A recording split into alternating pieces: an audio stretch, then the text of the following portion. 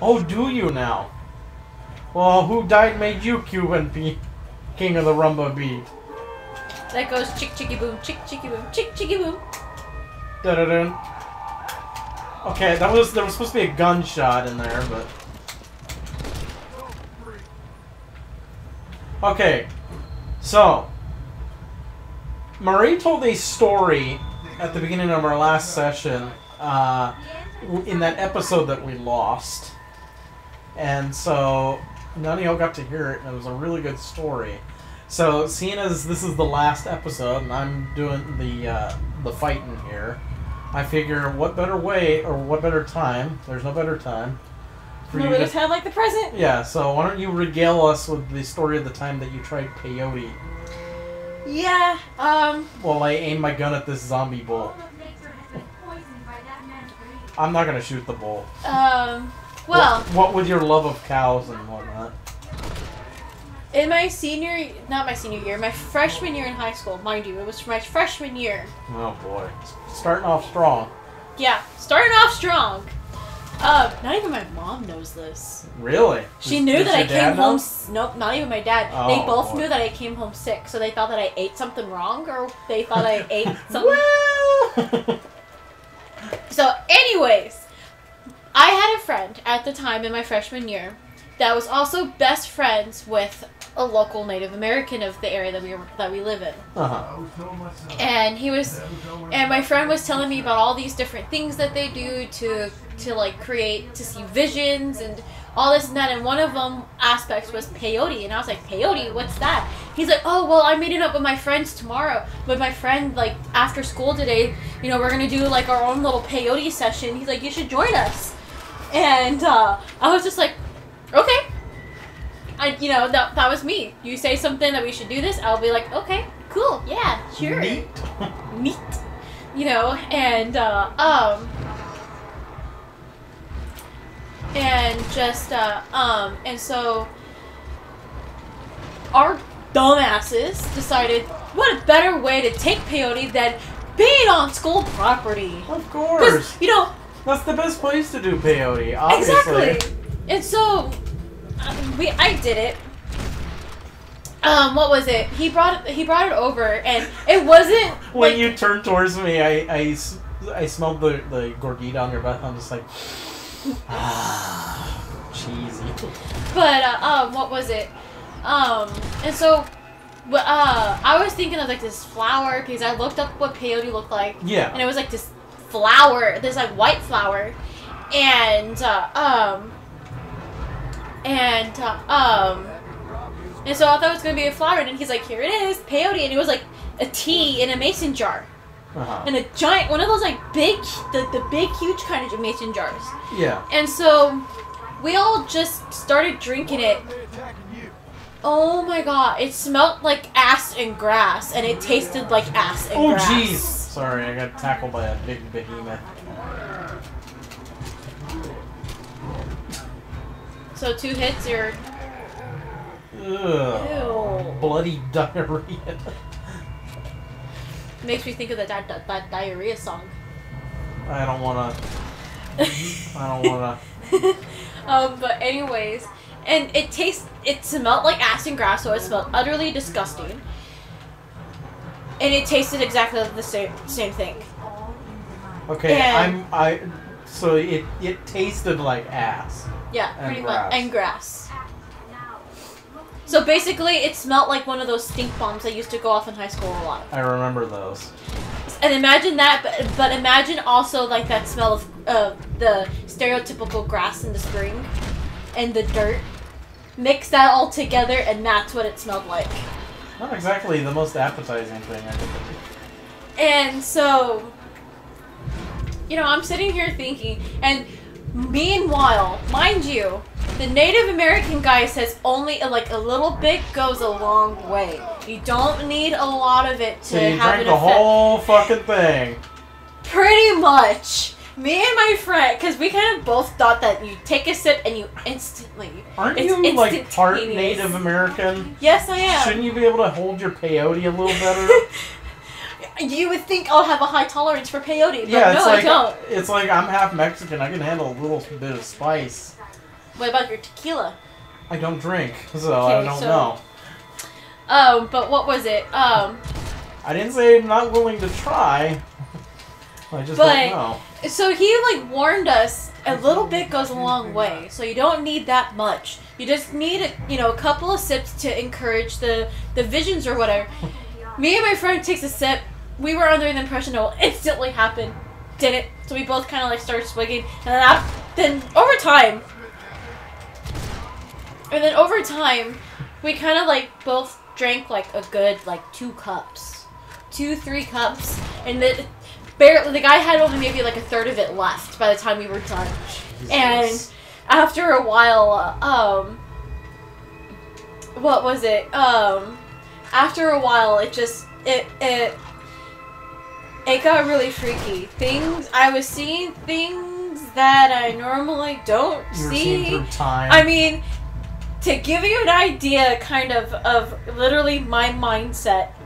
Think of that one scene with Thor Ragnarok when he was about ready to meet the Grand Master and the bright lights and zooming, but minus him going, "Wah!" Minus the screaming, but like the visions and zooming and the lights and all of that is what I was seeing. Plus, I was seeing some weird shit that I can't explain. And then for some stupid fucking reason, we all decided to build a bonfire and did a bonfire. As you're wont to do when you're on whacked out on peyote. Mind you, on school campus. Yeah, of course. Best place to be whacked out on peyote. And so, after a while, we kind of like started like chant. What really gave us away wasn't the bonfire. What gave us away was we all 3 of us ended up being super fucking loud, and we just started chanting and going. Again, as you're wont to do when whacked out on peyote.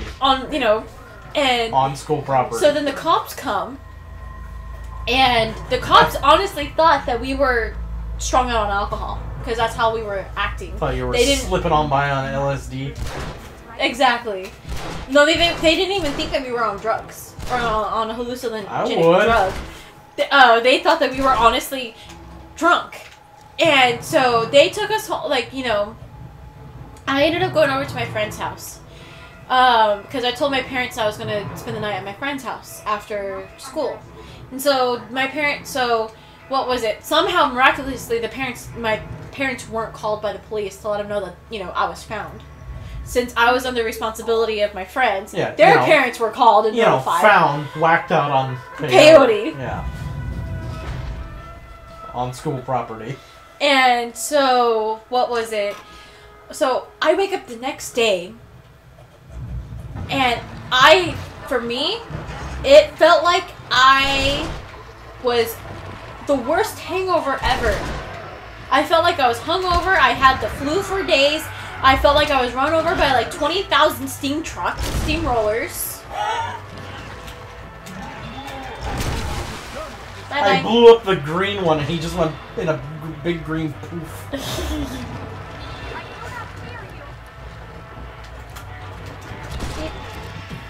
And so then the next day I'm like utter shit. I feel like I didn't feel good at all. What was it? My friend's parents said, since you guys did that shit last night, he's like, I don't care. You guys are going to school feeling like this. And so then at school there was the announcement that was made that said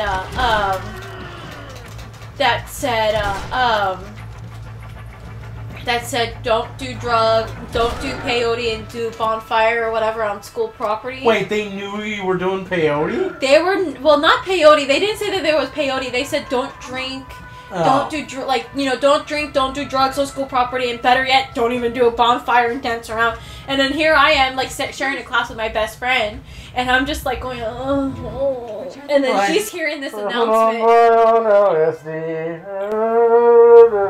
And I'm like wanting to throw up and everything, and my best friend kind of put the 2 and 2 together that I'm the reason why this announcement was happening, and she's like, what the fuck did you do last night?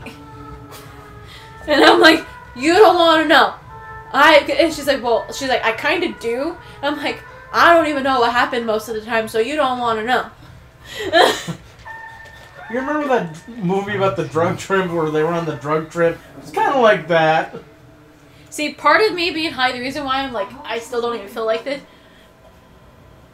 Don't know how this happened. I don't know how to explain, like, what could honestly describe it in real life. But I felt like at one point, I was flying and falling at the same time. And I walked through water. You know what you were doing? You were falling with style. There you go. And I walked through water. That's... So who do you think you were? Jesus? I didn't say I was walking on water. I said I walked through water. Oh, so you were either Aquaman or Kevin Costner in Waterworld. Yeah. Although considering how you felt, probably more like Kevin Costner. So we ended the zombie apocalypse. Returned the mask to its... So we're probably going to see the wife being like, John Marston! Yeah, he's coming to make that dirty whore his wife. There you are. Abby, God bless you. You are a great whore. I guarantee you'll ride off into the sunset. You feeling better? Yes. I mean, once that boy stopped trying to bite me, everything felt much better. I'm starving though. Jack? Me? Oh, well, I only felt better once that mad look left your eye. Please, Dad, don't leave me here alone with that woman again. Excuse me? I'll try not to, son. I've heard that before. Look, you smell terrible. You too, honey. Gives us something to eat. You too. Please don't. We've had enough dramatics for one day. Damn! He insults the wife's cooking! After, well, I mean, he did in the beginning, so. A few months later, the game loaded. A few months later, someone takes the mask again. Yeah, Milo, the dog. Borf, borf.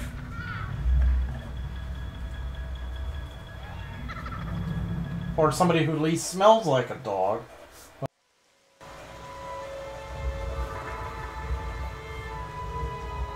Spoiler alert, I Yeah. think. Yep, spoiler alert.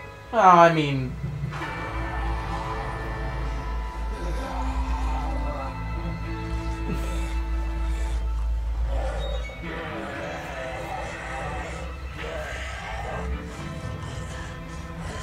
So they buried him with his gun belt, his bandolier, his rifle, his bandana, his revolver, basically everything.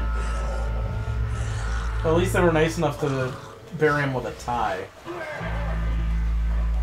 Oh, and by the way, that horse is dead. So, It's one of the horses of the apocalypse. So basically, the little thing of text basically explains how Marston is still a playable character and a zombie. Basically, they buried him with the vial of holy water that Mother Superior gave him. So, because of that, he comes back as a zombie after he's been killed, but he still has the soul of a man. ah! So that's why you're able to, Play him? yeah. Now, usually there's a town under attack, but I guess not, because I didn't save everything. Oh, now fucking Escalera is there to save, but we're not going to. Alright, so as we ride off into the storm, I guess we're not only going to call this an episode, But we're gonna call it a game. yeah, because we are done with Red Dead Redemption. I was going to call it Red Dead Revolver, Jesus. Red Dead Redemption Undead Nightmare. Now, we still have yet to play the main game of Red Dead Redemption, but I think we're going to need all of us here for that one. Yeah. So, because Jake didn't want to play this one because he's all uptight about it. We don't need to save the town. Kids these days. Alright, so we hope you enjoyed our series of Red Dead Redemption Undead Nightmare. And We'll see you for the next game. yeah, Whatever that one will be. yeah, so we'll Fire! we'll see you all then. Okay, that ended really anticlimactically.